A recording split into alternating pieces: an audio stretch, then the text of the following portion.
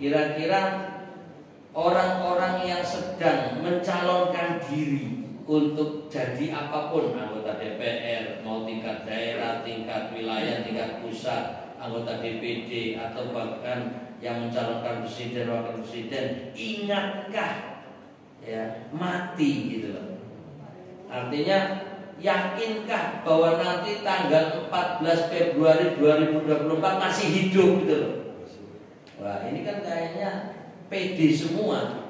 Semua orang yakin urip ngono. Jadi PD itu loh. Itu sebenarnya malah mengurangi keimanan. Orang yang iman akhirat, ingat mati, justru mikir jangan-jangan sebelum hari H sudah dipanggil Allah. Nah, ini hanya lelucon saja. Mungkin enggak tiba-tiba mau milih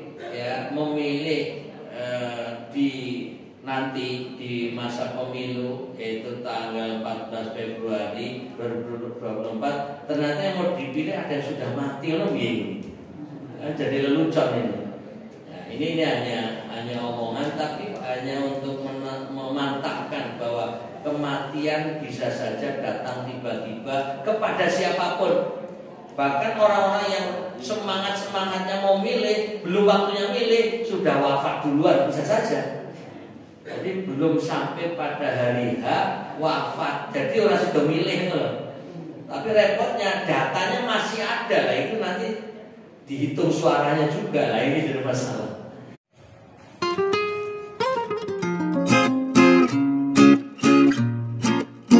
Bismillahirrahmanirrahim. Assalamualaikum warahmatullahi wabarakatuh. Waalaikumsalam. Innal hamdalillah nahmaduhu wa nasta'inuhu wa nastaghfiruh wa na'udzu billahi min shururi anfusina wa min sayyiati a'malina. May yahdihillahu fala mudilla lahu wa may yudlilhu fala hadiya lahu. Asyhadu an la ilaha illallah wahdahu la syarika lah wa asyhadu anna Muhammadan abduhu wa rasuluh, amma ba'du. Qala ta'ala fil Qur'anil Karim, a'udzu billahi minasyaitonir rajim. Bismillahirrahmanirrahim. Wal 'asr innal insana lafi khusr illa allazina amanu wa amilus sholihati wa tawassaw bil haqqi wa tawassaw bis sabr. Rabbi shrah li sadri wa yassir li amri wahlul 'uqdatam min lisani yafqahu qawli. Shadaqallahul azim. Hadirin bapak-bapak dan ibu-ibu serta adik-adik remaja yang insyaallah dimuliakan Allah Subhanahu wa taala. Puji dan syukur marilah kita panjatkan kehadirat Allah Subhanahu wa taala atas segala nikmat yang Allah berikan kepada kita semua, terutama nikmat iman, nikmat Islam, nikmat sehat walafiat, sehingga kita sama-sama dapat hadir di tempat ini untuk menambah ilmu agama kita. Tak lupa salawat serta salam tercurahkan kepada junjungan kita baginda Nabi Agung Nabi besar Muhammad sallallahu alaihi wasallam, yang insyaallah mudah-mudahan kita yang berada di sini mendapatkan syafaat dari beliau di yaumul kiamat nanti.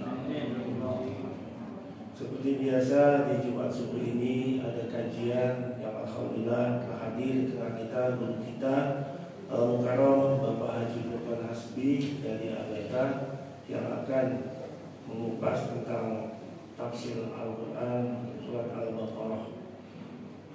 Mudah-mudahan apa yang beliau nanti sampaikan dapat bermanfaat buat kita semua. Dan pada hari ini alhamdulillah Ibu Yayu menyediakan kita sarapan pagi, mudah-mudahan menjadi amal ibadah buat Ibu Yayu sekeluarga. Mudah-mudahan Allah balas dengan limpahan ganda pahala yang banyak. Dan untuk mempersingkat waktu, marilah sama-sama kita mulai pengajian ini dengan baca basmalah bersama-sama. Bismillahirrahmanirrahim. Kepada beliau Bapak Haji Furqan Hasbi, waktu dan tempat kami persilakan. Assalamualaikum warahmatullahi wabarakatuh.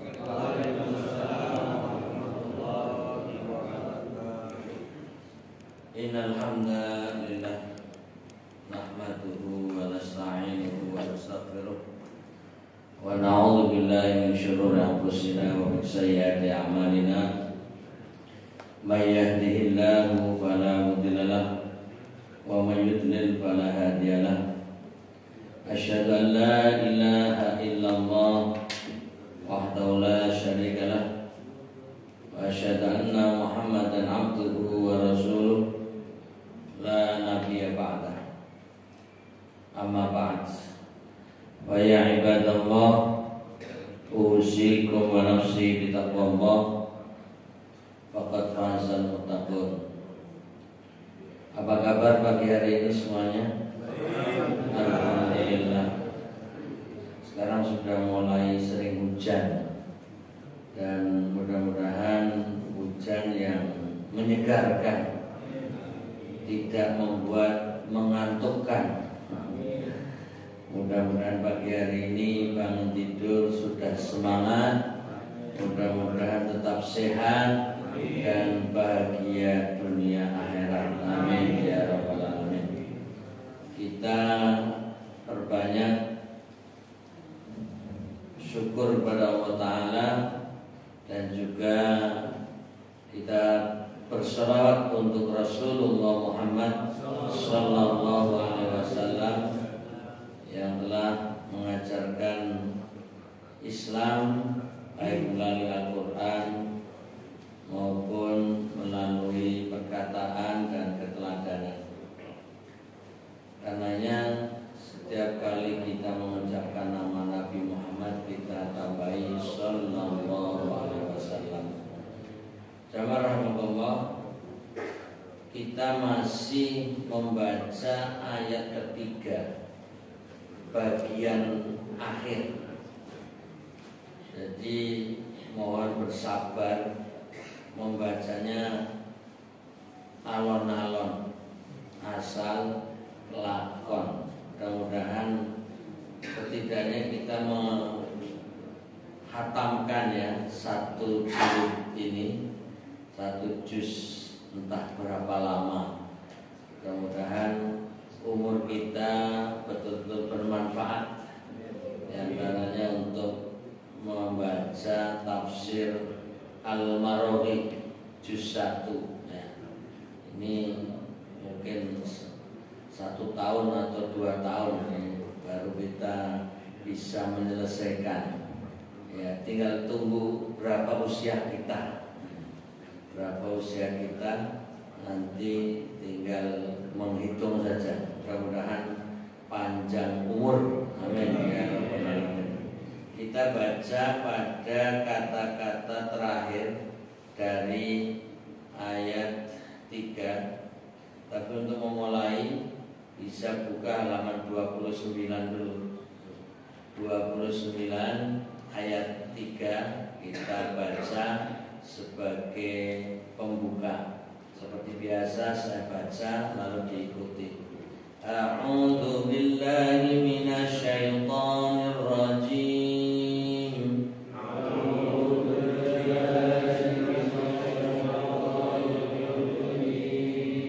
Alladzina yu'minuna bil ghaibi wa yuqimunas shalah.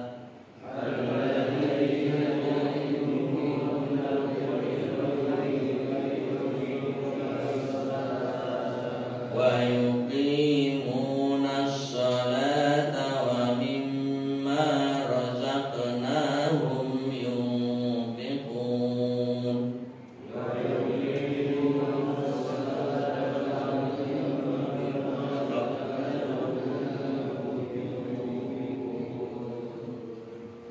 Alhamdulillah, satu ayat dulu, nanti bisa kita lanjut ayat berikutnya. Di sini ayat 3 menyebutkan tentang tanda-tanda atau sifat orang-orang bertakwa. Yang pertama, ini mengulang lagi, alladzina yu'minuna bil ghaibi, orang-orang yang beriman kepada yang gaib. Ini tanda orang bertakwa. Yang kedua, wa yuqimunas shalah, dan mendirikan sholat.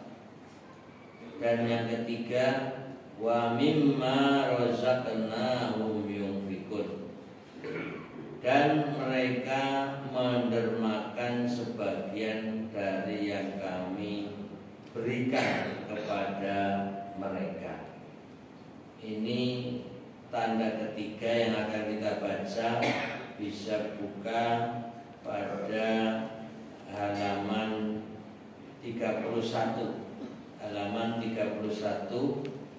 yaitu penjelasan tentang kata rizki, ya. Dan mereka mendermakan sebagian dari yang kami berikan kepada mereka. Kata rizki artinya pemberian, baik didapat dengan cara halal atau haram. Tetapi sebagian ulama mengkhususkan yang halal saja. Dan yang dimaksud dengan infak, derma di sini masuk yang wajib, seperti nafkah kepada istri, anak dan kerabat dekat, dan nafkah sunnah.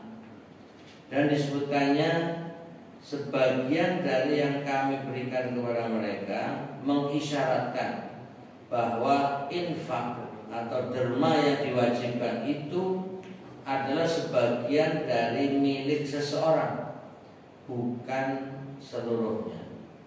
Juga untuk mengajarkan prinsip penghematan dan cinta menabung harta pada umat manusia. Nah, ini salah satu analisa bahwa kata-kata sebagian ini bisa dimaknai untuk penghematan. Jadi mengeluarkan harta yang dimiliki itu tetap infak, derma itu adalah tanda orang takwa, tapi tidak semuanya. Jadi sebagiannya dikeluarkan, sebagiannya disimpan. Nah, ini juga dimaknai sebagai cinta menabung. Nah, ini sebuah analisa dari kata mimma, artinya umat manusia secara umum dan umat Islam secara khusus diharapkan bisa hemat dan juga suka menabung. Kemudian orang yang suka mendermakan sebagian hartanya kepada golongan miskin dan melarat karena mencari keridhaan Allah dan pernyataan syukur atas nikmatnya adalah termasuk orang bertakwa. Jadi orang yang berbagi hartanya bisa ditujukan kepada orang miskin atau orang larat atau yang lain. Jadi tidak serta-merta berbagi itu hanya kepada fakir miskin. Ya, artinya banyak orang-orang yang kadang secara lahiriah berkecukupan, tapi ketika kita kasih atau kita beri, mereka juga suka. Dan itu bisa juga menjadi penyebab memperkuat hubungan ukhuwah, persaudaraan dan persahabatan. Maka berbagi itu bisa berupa tadi infak, tapi juga bisa berbagi berupa hadiah. Makanya ada sebuah riwayat yang menyebutkan tahadau tahabu, saling beri hadiah, maka akan timbul saling sayang, saling suka, saling mencintai. Dalam arti mempererat hubungan, bisa kepada tetangga, bisa kepada teman, bisa kepada saudara, tidak dibatasi hanya untuk fakir miskin. Terkesan di sini yunfikun, infak itu seakan hanya diberikan kepada fakir miskin. Padahal infak itu sendiri bisa lebih luas ya. Ya tadi ada yang wajib, berarti seorang suami berinfak atau bahasa kita nafkah kepada anak istri itu hukumnya wajib, terlepas istrinya kaya, anaknya mampu. Tapi kalau memang masih menjadi kewajiban seorang suami atau seorang ayah, maka tetap wajib memberi nafkah kepadanya. Nah, ini adalah sebuah pemahaman terkait dengan hukum wajib pada nafkah. Tapi yang tentunya infak sunnah yaitu sesuai kemampuan. Nah, itu tadi secara bahasa kalau diartikan infak itu berderma atau berbagi, sebenarnya lebih luas maknanya dari hanya dimaknai kepada fakir miskin. Maka maaf, ini pagi hari atau pagi hari ini yang berbagi makanan ya, ini juga tidak berarti diberikan kepada fakir miskin yang ada di pengajian ini. Jadi artinya kepada siapapun yang ada di sini itu tetap disebut infak, itu disebut sedekah, itu disebut pemberian. Sehingga mudah-mudahan yang sudah menghidangkan menu pagi hari ini mendapatkan keberkahan dari Allah Ta'ala dan akan mendapatkan ganti yang lebih baik dan menjadi rezeki yang halalan thayyiban mubarakan fi. Allahumma amin. Jadi biar tidak terlalu sempit memaknai berbagi hanya kepada fakir miskin, tapi kepada siapapun itu bisa disebut infak atau sedekah. Kemudian dilanjutkan tadi sampai pada tanda orang bertakwa yang bersedia menerima pimpinan Al-Quran ya, tadi saya ulangi lagi, orang yang suka mendermakan sebagian hartanya kepada golongan miskin dan melarat. Ini tadi saya komentari miskin dan melarat ini terlalu menyempitkan makna, karena mencari keridhaan Allah ini ikhlas dan pernyataan syukur atas nikmatnya. Jadi ketika kita berbagi itu juga bentuk syukur, adalah termasuk orang yang takwa. Artinya sifat orang takwa yang bersedia menerima pimpinan Al-Quran, artinya menjadikan Al-Quran pedoman. Banyak orang mau sholat dan puasa, tetapi kalau diminta mendermakan atau menginfakkan sebagian hartanya di jalan Allah atau kepentingan umat Islam, tiba-tiba mereka berpaling. Ini sedang menggambarkan orang bakhil ya. Jadi dia rajin sholat, dia berpuasa siang, tapi bakhil berinfak, bakhil bersedekah. Ini dianggap tiba-tiba mereka berpaling, menjauh, dan hatinya enggan memenuhinya. Ini gambaran orang yang belum takwa, gambaran orang bakhil, seakan harta yang dia pegang hanya miliknya, tidak punya hak untuk orang lain. Nah, ini yang mungkin perlu ditegaskan bahwa apa yang kita miliki itu pasti ada hak orang lain. Ya, katakanlah ini gambaran sebagai laki-laki dulu. Sebagai laki-laki bekerja untuk mencari harta, mencari harta, maka ketika dia mendapatkan harta, bahwa harta yang didapat itu ada hak istri, ada hak anak. Jadi jangan sampai melupakan dan melalaikan nafkah pada anak istri. Artinya harta yang dimiliki, walaupun yang kerja keras, yang betul-betul bahasa kasarnya banting tulang, itu adalah laki-laki sebagai suami, tapi di situ ada hak ya, milik orang lain.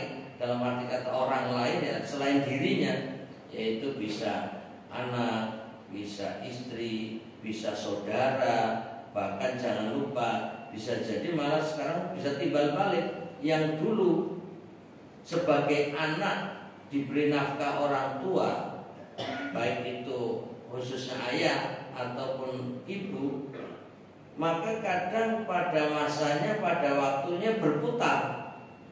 Dulu orang tua yang berbagi atau yang memberi nafkah, tapi karena akhirnya orang tua semakin sepuh, semakin lemah, sudah tidak mampu bekerja, pensiun, tidak punya penghasilan. Ya kalau pensiun masih mending ada dapat bulanan, katakan sudah tua, tidak punya penghasilan. Nah, maka berbalik, anaklah yang harus berbagi atau memberi nafkah kepada orang tuanya. Seringkali anak lupa atau melalaikan kepada orang tuanya. Nah, ini juga perlu diingatkan ya. Bahkan kalau dalam ilmu waris ya, yang pertama kali dilihat adalah orang tuanya. Nah, kebalik dari kebanyakan orang yang berpikir terkait dengan warisan, saya ingin nanya spontan saja. Biasanya kalau ada orang meninggal lalu punya harta, yang ditengok anak-anaknya, maksudnya yang mau dapat warisan anak-anaknya atau orang tuanya. Spontan orang akan mikir anaknya. Itu kebalik sebenarnya. Jadi anak-anak itu adalah namanya asobah. Asobah itu artinya sisa. Jadi sebelum membagikan harta warisan kepada anak-anaknya, itu harus tengok dulu, masihkah yang meninggal punya orang tua, masihkah ada bapak, masihkah punya ibu. Itu wajib dilihat. Jadi jangan melihat anaknya saja, anak itu sisa. Jadi kalau sudah dibagikan, istilahnya ashabul furud, mereka yang wajib mendapatkan hak warisan, setelah dibagi semuanya, baru masihkah ada sisa. Kalau ada, berikan kepada anak. Jadi anak itu menunggu hasil sisa. Tapi coba masyarakat pada umumnya berpikir kalau warisan itu yang dipikir siapa? Anak ya, jadi hanya ini warisannya buat anak. Malah lebih parah lagi, orang tuanya masih hidup lalu berbagi, diberi istilah lagi bagi-bagi warisan. Ini ya parah meneng. Orang tuanya masih hidup lalu berbagi harta, orang memberi istilahnya lagi bagi-bagi warisan. Istilah warisan itu hanya berlaku bagi orang kalau sudah meninggal. Oh masih hidup kok disebut warisan. Ini kan kalau kasarannya mendoakan mati itu. Nah ini sekedar mengingatkan bahwa dalam ilmu waris itu justru orang tua, bapak atau ibu itu dilihat, mereka kalau masih hidup mendapatkan 1/3 ya, dari harta, atau bisa 1/6 dari harta, tergantung siapa saja ahli warisnya. Jadi justru harus dilihat terlebih dahulu orang tua seperti ayah atau ibu. Jangan main logika, Allah wis tuwek ora butuh harta, ora butuh duit. Nah, itu jangan begitu. Yang dipikir hanya anak ya. Justru anak itu kalau ada sisa, tapi biasanya masih dapat walaupun seberapa pun. Nah ini hanya untuk menggambarkan bahwa yang namanya yunfikun ini sekalipun orang tua yang mungkin secara lahir berkecukupan, tapi anak bisa saja membantu lagi atau berganti memberi kepada orang tua. Nah, tapi seringkali kebalik. Kalau orang tua memikirkan anak sampai akhir hayat, ya, tapi kalau anak ya ketika sudah mampu, sudah punya penghasilan ya, kepada orang tua itu hanya sesekali ngasih. Bahkan kalau orang tua butuh banyak nanti dicatat sebagai utang loh. Jadi anak memberi kepada orang tua mencatatnya sebagai utang, sementara orang tua memberi kepada anaknya nggak pernah ada catatan utang loh. Ini umumnya begitu. Kalau di sini kayaknya yang mirip-mirip juga sih. Artinya nggak beda dengan orang lain.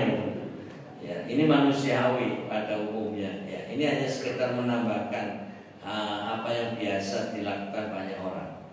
Nah, ini ayat yang kita baca pada ayat 3 dan lanjutannya adalah Al-Quran itu hanya jadi pimpinan bagi orang-orang bertakwa yang ciri-cirinya seperti di atas. Tadi ada 3 yang sudah disebutkan dalam ayat 3, yaitu orang yang beriman kepada gaib, kemudian yang kedua orang yang mendirikan sholat, dan yang ketiga orang yang infak ya, dari sebagian hartanya.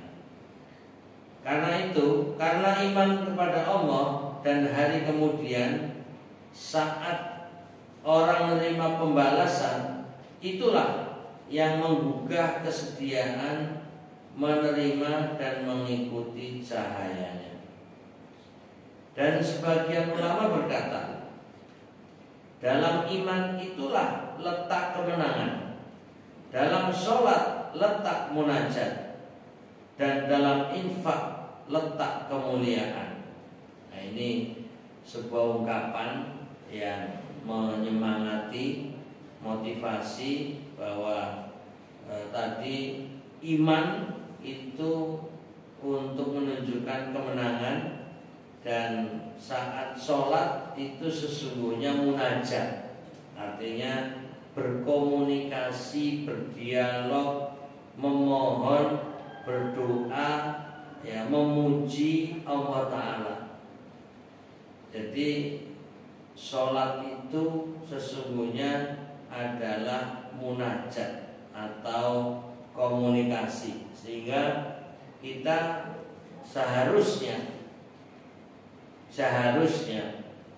tidak ada orang sholat dalam keadaan ngantuk. Teorinya gitu. Kalau ngaji ngantuk masih maklum lah ya. Kalau dalam pengajian kok ngantuk ya masih lumrah, walaupun ya baiknya nggak ngantuk juga. Karena itu biar nggak ngantuk minum dulu. Monggo silakan. Bismillahirrahmanirrahim. Monggo. Ini masih panas ya. Nah, nanti dulu. Baik, maksud saya munajat. Ya, munajat itu adalah naja, ya, artinya mengharapkan ataupun memohon, dan itu artinya sedang berkomunikasi. Umpamanya kita baca Al-Fatihah dalam sholat saja, itu sudah ada bahasa antara hamba dengan Sang Khalik, itu langsung iyyaka, pakai K, hanya kepadamu, na'budu, iyyaka na'budu, kami menyembah. Ini kan bahasa-bahasa komunikasi. Wa iyyaka nasta'inu, dan hanya kepadamu kami minta pertolongan.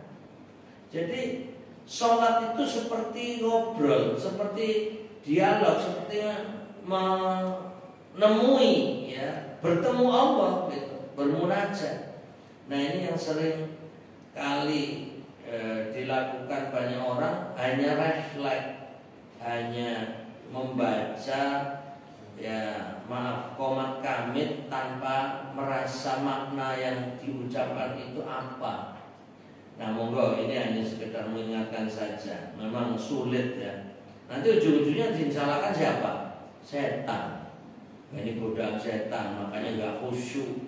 ini godaan setan, makanya sholatnya kurang tumanina. Wah, ini karena godaan setan, maka sholatnya kurang tadabbur dan lain sebagainya. Jadi yang disalahkan ujung-ujungnya setan terus, padahal dirinya juga termasuk setan kayaknya, atau dirinya kurang berupaya berusaha memaksimalkan. Jadi ini kembali lagi kepada memaknai kata sholat letak munajat ya.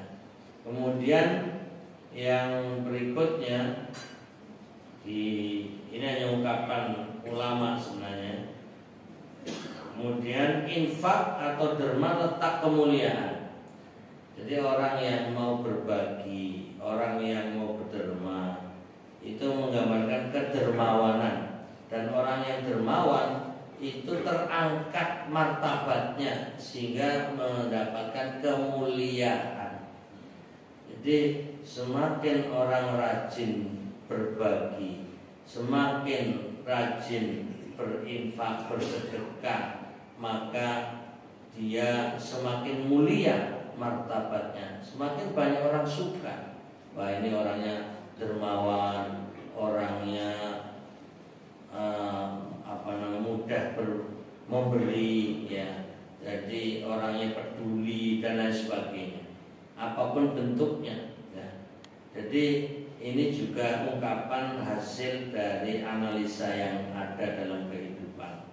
Dan sebagian lagi berkata, ini ungkapan lain, dalam iman letak kebahagiaan, dalam sholat letak penebusan dosa, dan dalam infak pembersihan jiwa. Nah, ini tentu untuk membuat kita lebih semangat lagi bahwa orang yang punya iman seharusnya dia akan merasakan bahagia ya, karena punya harapan-harapan masa depan ya. Jadi orang yang beriman, khususnya iman kepada hari akhirat, itu tidak akan ada rasa sedih hidup di dunia ini, karena sengsaranya sengsara seseorang di dunia ini yang memiliki iman kepada Allah, iman kepada hari akhirat, itu yakin akan ada kebahagiaan di akhirat nanti, sehingga dia hidupnya merasa bahagia. Jadi tidak diukur dengan lahiriah di dunia ini. Umpamanya, ini hanya contoh saja.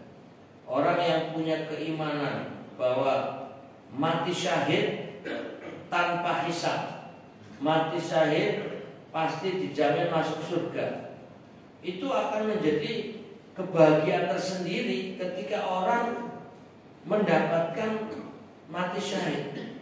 Ini hanya contoh di Gaza.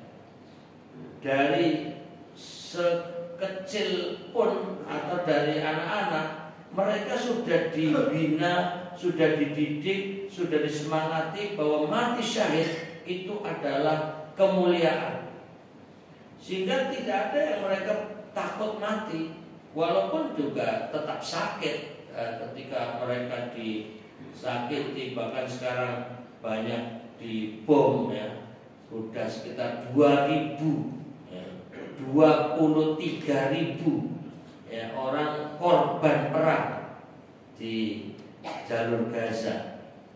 Mereka ada yang merasa kematian itu satu kebahagiaan karena punya iman. Walaupun kita melihatnya itu penderitaan, itu menyedihkan, itu menyakitkan, berdarah-darah dan seterusnya. Iya, secara lahir memang mengerikan ya. Suasana sangat mencekam, tidak ada ketenangan.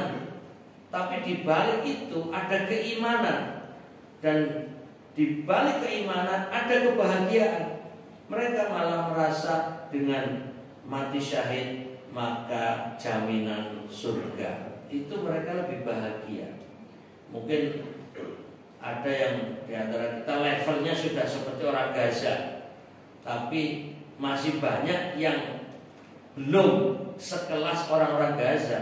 Jadi kalau mendengar mati syahid itu bukannya melihatnya suatu kebahagiaan, tapi suatu kengerian. Wah, ini mati perang ini dan menyedihkan dan menakutkan.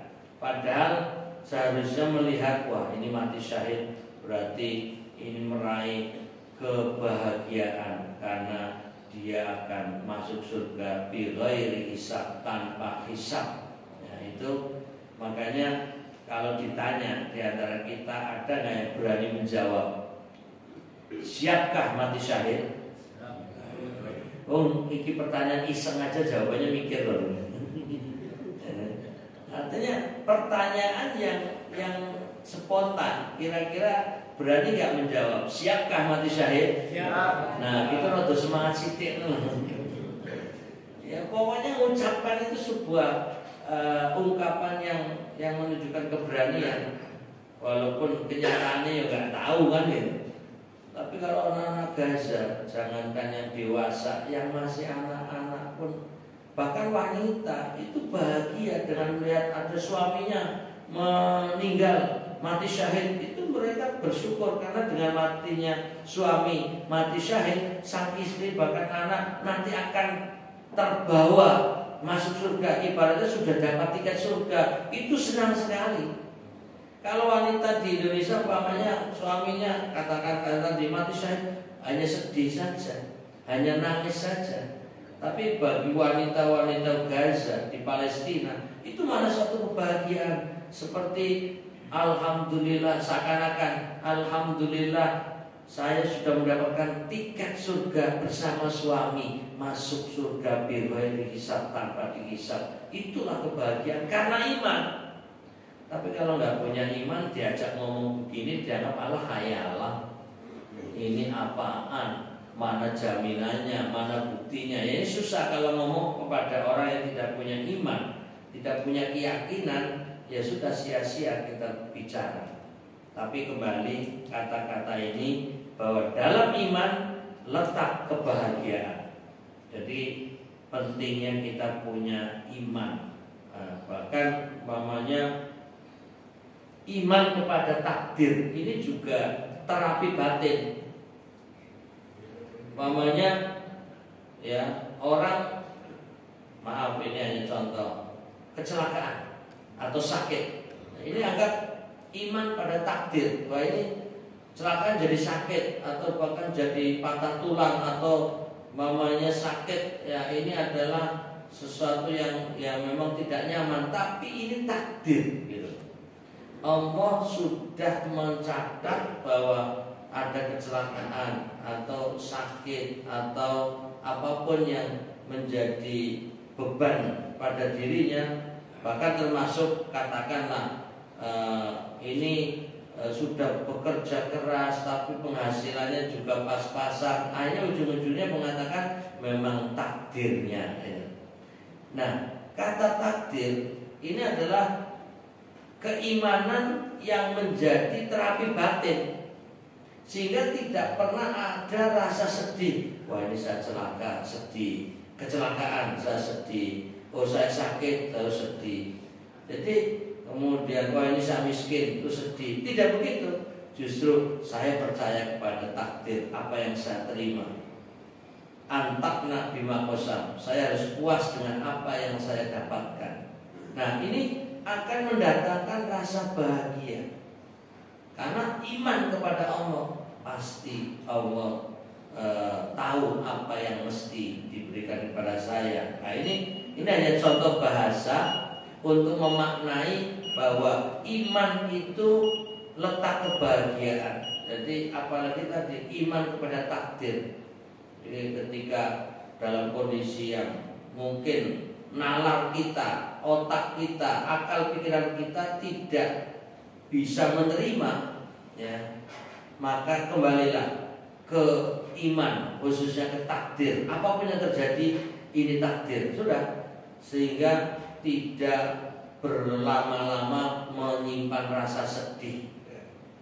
Jadi mamanya istri ditinggal suaminya wafat, sudah katakan ini adalah takdir. Nah, ini untuk mengurangi beban. Biasanya apalagi istri yang maaf tidak punya pekerjaan tetap, namanya itu nggak punya penghasilan, lalu suaminya menjadi satu-satunya penopang kehidupan ekonominya, lalu meninggal, dia akan nangis terus-menerus, akan bersedih berkepanjangan.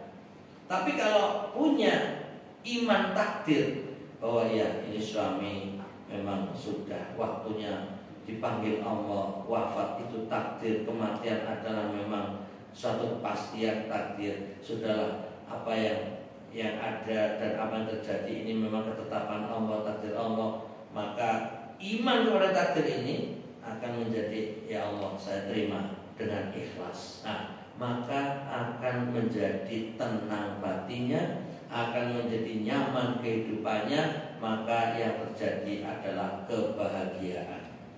Jadi ini contoh cara memahami iman adalah letak kebahagiaan. Kemudian dalam sholat letak penebusan dosa. Ya, semua apa yang kita kerjakan, bahkan zikir, ya, hanya mengucapkan subhanallah itu juga sudah menjadi penghapus dosa. Bahkan kita berjalan dari rumah menuju masjid, ya, untuk ibadah itu saja sudah menjadi pelebur dosa. Kita wudhu, semua anggota wudhu yang kita basuh itu saja terlebur, terhapus dosa.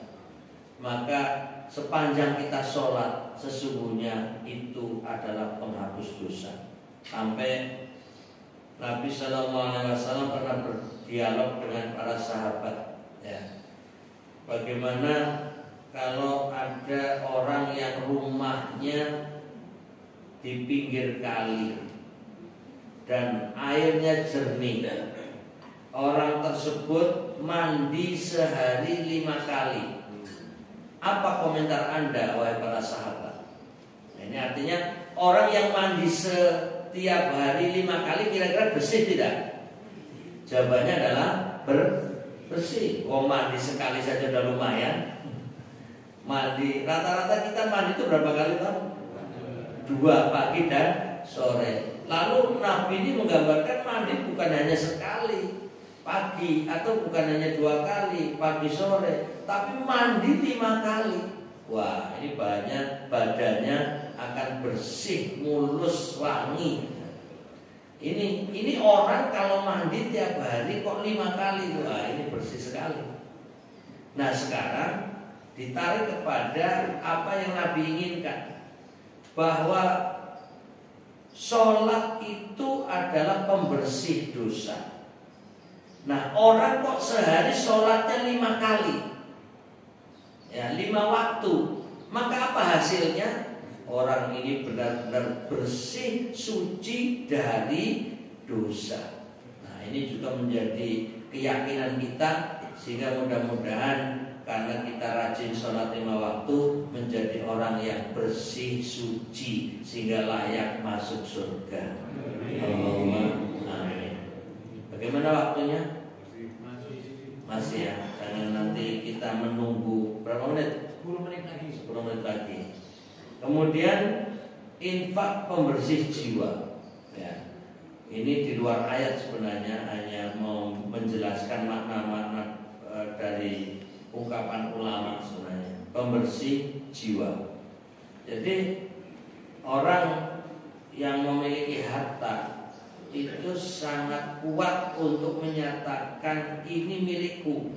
Ego diri, bahwa harta milik dirinya itu justru dengan mengeluarkannya, melepaskannya apa yang dia miliki, ini untuk mengendorkan egoisme, rasa kepemilikan yang terlalu berlebihan, sehingga sadar atau tidak orang yang mau infak, orang yang mau sedekah, orang yang mau mengeluarkan zakat, itu jiwanya menjadi bersih.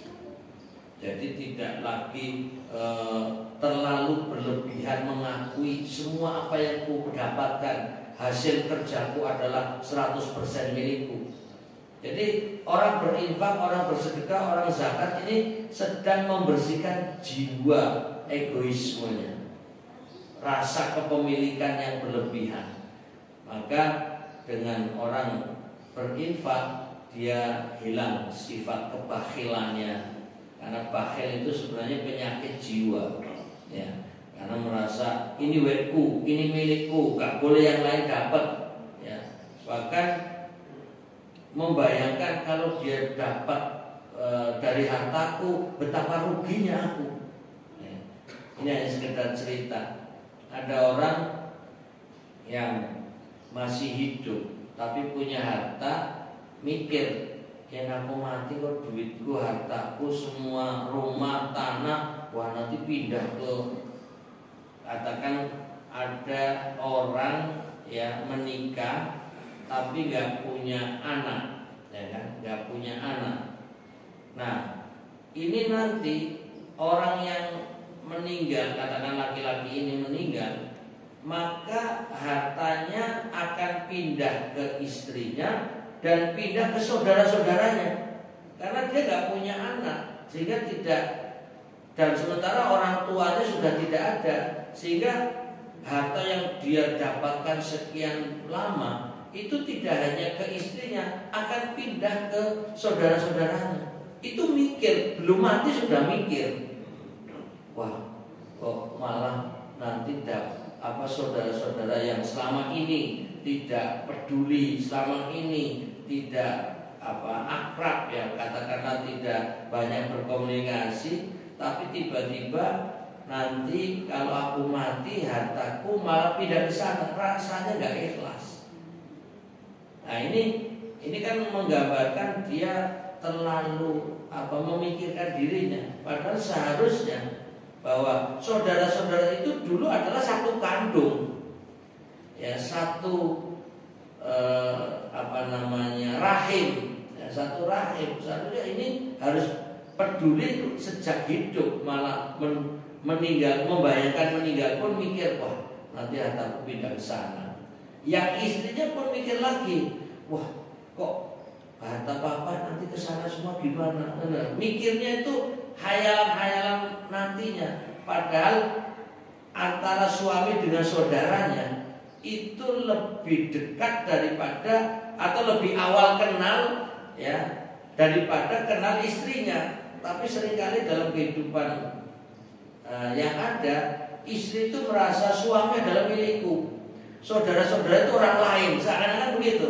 Saudara dari suaminya itu orang lain, padahal secara latar belakang suami dulu waktu masih kecil itu dengan saudara-saudara sekandung itu adalah serahim, satu rumah, satu bapak, satu ibu. Tapi bagi istrinya, wah ini kok enak banget, mereka dapat duit, dapat harta, dapat warisan dari harta suamiku. Nah ini karena gagal paham istri semacam itu, merasa dan menganggap seakan-akan suami itu hanya milik dia, sehingga mengabaikan saudara-saudaranya. Ini penting dalam belajar ilmu warisan nantinya. Jadi biar mana-mana yang berhak mendapatkan warisan, dan ini hubungannya dengan harta. Jadi kembali bahwa infak pembersihan jiwa. Nah ini masih ada waktu berapa menit? 2 menit. Maukah kita melanjutkan satu ayat? Kayaknya nggak cukup ya. Tapi kita baca saja untuk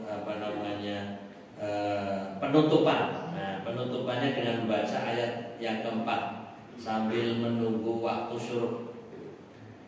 Walladzina yu'minuna bima unzila ilaik. Enggak. Walladzina yu'minuna bima unzila ilaik wa ma unzila min qablik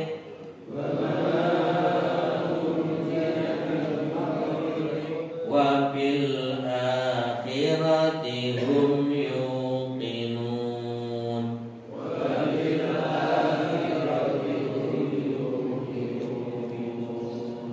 Ya, sengaja saya baca bersama biar melek gitu loh. Ini penutupan membangunkan, ngantuk nih. Di samping membaca mendapatkan pahala. Sekedar untuk menggambarkan ayat 4 ini, lanjutan dari ayat 3, bahwa sifat orang bertakwa selain yang sudah disebutkan tadi, iman kepada sesuatu yang gaib, kemudian mendirikan sholat dan berinfak dari sebagian hartanya. Yang keempat, walladzina yu'minuna. Nah ini, dan orang-orang yang beriman. Nah jadi iman dalam ayat ini dibagi menjadi dua. Bima unzila ilaika, yaitu iman kepada apa yang diturunkan kepada Muhammad, maksudnya Al-Quran. Kemudian yang kedua, iman kepada wa ma unzila min qablika, yang diturunkan sebelummu Muhammad, yaitu kitab-kitab suci yang Allah turunkan kepada para nabi, seperti Taurat kepada Nabi Musa, Injil kepada Nabi Isa, Zabur kepada Nabi Daud, dan banyak kitab-kitab suci lainnya yang Allah turunkan kepada para nabi. Ini wajib kita imani. Jadi sebagai orang takwa itu wajib iman, ya, bukan saja kepada Al-Quran, tapi kepada Injil kita wajib iman. Nah, yang menjadi pertanyaan, Injil yang ada ini murni, ya, asli atau tidak? Lah ini kadang-kadang bikin kita ketika mendengar, wah ini orang lagi baca Injil atau sedang mempelajari Injil, langsung curiga. Karena mencurigai pula isi daripada Injil yang ada itu murni atau tidak. Tapi kalau secara umum kita harus percaya Injil itu adalah kitab suci yang diturunkan kepada Nabi Isa, dan kita wajib percaya. Nah ini artinya kan satu hal yang penting menjadi landasan umat Islam agar meraih takwa. Ya, sedikit mendiskusikan bahwa apakah kaum Nasrani itu, ya, mempercayai Injil itu kitab suci atau tidak. Itu dulu. Kalau mereka percaya kitab suci, pertanyaannya, itu kitab suci dari siapa? Tentu mereka akan mengatakan kitab suci dari Allah Ta'ala. Pertanyaan selanjutnya, diberikan kepada siapa?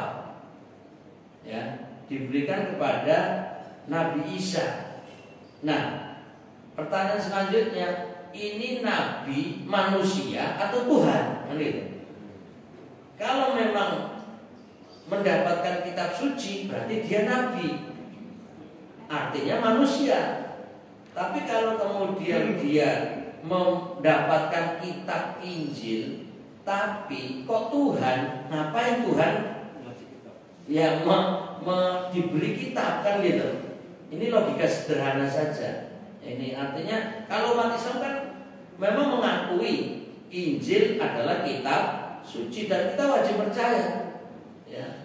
Ya, masalah kita mau baca atau tidak, ya itu masing-masing. Tapi kalau umpamanya suatu hari saya bawa kitab Injil, kira-kira jamaah pada curiga enggak, ngono. Kan kita sudah percaya bahwa wajib iman kepada yang diturunkan kepada sebelum Nabi Muhammad, salah satunya Nabi Isa, yaitu kitab Injil. Lalu kita coba bawa Injil, kita buka, kita baca, kira-kira mau menerima atau tidak. Itu masalahnya, kita ya belum pernah membuka, belum pernah membaca, lalu belum apa-apa sudah curiga ini benar atau salah. Saya sendiri punya Injil, ya, jadi kadang-kadang ya lihat-lihat, buka-buka untuk mengenal isinya. Tapi ya karena mungkin bahasanya beda. Dalam arti kalau kita baca Al-Quran terjemahannya begini, itu agak menyatu dengan perasaan. Jadi kadang-kadang membaca Injil masih kurang sejalan gitu loh. Jadi akhirnya baca itu belum maksimal. Padahal harusnya kalau memang ini Injil murni benar dari Allah, kita wajib iman juga. Nah, kecurigaannya adalah adakah kemurnian di dalam kitab Injil tersebut. Nah, ini terakhir wabil akhirati hum yuqinun. Ya, dan tanda orang yang takwa adalah percaya pada hari akhirat. Ya, dan tentunya sebelum akhirat ada kiamat. Dan kiamat sendiri ada kubro, ada sughro. Sughro itu adalah setiap orang pasti mengalami kiamat sughro alias al-maut, kematian. Pertanyaannya, imankah kita kepada kematian? Dan itu pasti yakin kita mati. Yang jadi masalah, sadarkah kita, ingatkah kita bahwa kematian bisa saja datang, ya, tiba-tiba. Nah, pertanyaan selanjutnya, kira-kira di masa-masa ini agak serempet sedikit politik sebelum penutupan ini. Kira-kira orang-orang yang sedang mencalonkan diri untuk jadi apapun, anggota DPR, mau tingkat daerah, tingkat wilayah, tingkat pusat, anggota DPD, atau bahkan yang mencalonkan presiden, wakil presiden, ingatkah ya mati gitu loh. Artinya, yakinkah bahwa nanti tanggal 14 Februari 2024 masih hidup gitu loh. Wah, ini kan kayaknya PD semua. Semua orang yakin jewret, dari PD itu loh. Itu sebenarnya malah mengurangi keimanan. Orang yang iman akhirat, ingat mati, justru mikir jangan-jangan sebelum hari H sudah dipanggil Allah. Nah, ini hanya lelucon saja. Mungkin nggak tiba-tiba mau milih di nanti di masa pemilu, yaitu tanggal 14 Februari 2024, ternyata yang mau dipilih ada yang sudah mati loh gini. Jadi lelucon ini. Nah, ini hanya omongan, tapi hanya untuk memantapkan bahwa kematian bisa saja datang tiba-tiba kepada siapapun. Bahkan orang-orang yang semangatnya mau milih, belum waktunya milih, sudah wafat duluan, bisa saja. Jadi belum sampai pada hari H wafat. Jadi orang sudah milih loh. Tapi repotnya datanya masih ada lah, itu nanti dihitung suaranya juga lah, ini jadi masalah. Nah, ini demikian hanya untuk tambahan saja. Dan mudah-mudahan ini ayat 4 akan kita baca lagi pada kesempatan yang akan datang, ya, untuk Jumat depan. Mudah-mudahan kita masih sehat walafiat dan tetap semangat. Mudah-mudahan bahagia dunia akhirat. Amin ya rabbal alamin. Mohon maaf dan batin, aku qouli hadza astaghfirullah lakum. Subhanakallahumma wa bihamdika asyhadu an la ilaha illa anta astaghfiruka wa atubu ilaik. Assalamualaikum